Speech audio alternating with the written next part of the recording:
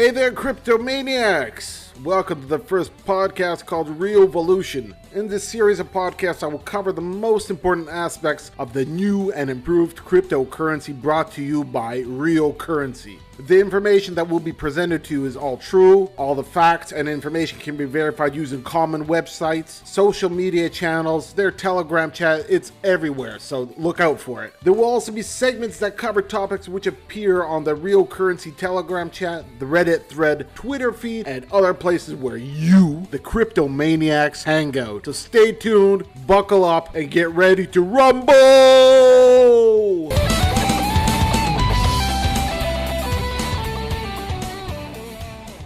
Hey, welcome back from that short break. In today's podcast, we'll discuss Ryovolution. This currency was launched not too long ago. The roots go back to the beginning of May 2018. So just for some insight into some things that have happened since the birth of Ryovolution, many people have called this currency a scam, endlessly been calling it a FUD, or called out the founders by names that just should not be remembered. We could totally forget about them. In my opinion, this was done purely out of lackluster, out of spite, or just because some people were blind to see certain things. Heck, I'll even go further and I'll say that this is a normal thing to see happen when a community splits. While it may seem unjust to the typical Joe, there were many reasons for why this happened. Let me start back from the beginning, and please do remember that this happened back in May 2018.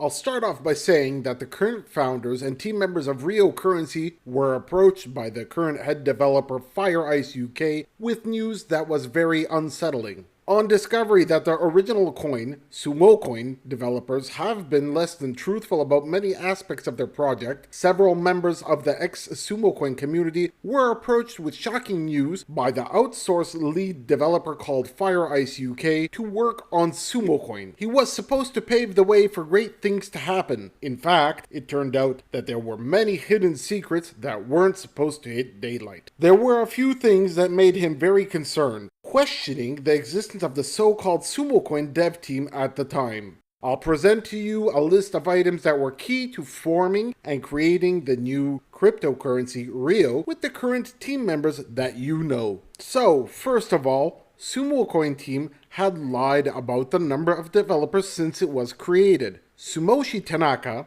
Haruto Tanno, and Bill All are all fabricated names. None of them existed in the Sumo Coin team. None of them really did any work. Most work done by these fake people, or as Ryo team members call them, puppets or sock puppets. Second of all, there were no core developers with C++ skills except FireIce UK. Vu Quang merely outsourced work to unaffiliated Python developers. The identity of Haruto Tanno was stolen by the Sumo Coin team, and not associated with the project at all. He was a fictional character created by Vu Quang. In fact, after some research, it turned out to be a stolen identity of a real person. In addition, out of pure interest, certain Ryo team members located and contacted the real Haruto Tanno on Facebook. They explained to him what happened. Moving along, the pre-mine amount, to be released this June or July, totaled to about 1 million and not as previously mentioned 600,000 Sumo Coin.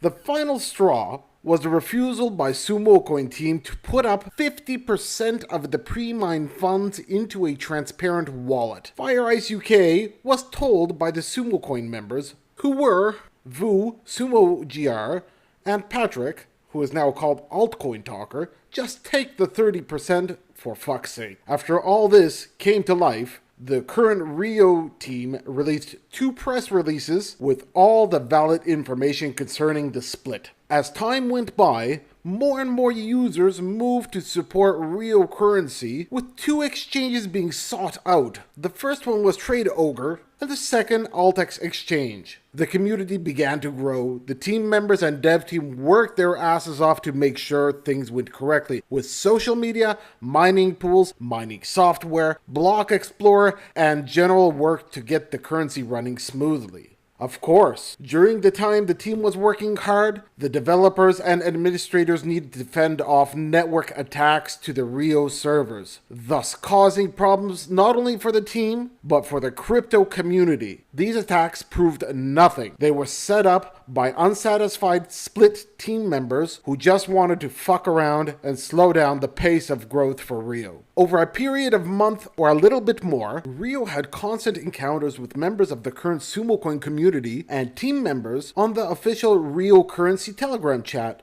Twitter, and Reddit. They were all shouting out their disbelief, anger, and trying to rebound users, scare them away, and use social techniques of being undercover and playing childish games that in the end never accomplished anything other than to waste time and their own energy. Actually, they turned themselves into a laughing stock for the whole Rio community. The drama, as some people have called it, has now settled. Of course, from time to time there are jokes made here and there, as this is the nature of humans and will be hard to totally fight off. Given time, it will fade away and will be laughed at by all parties and communities, hopefully.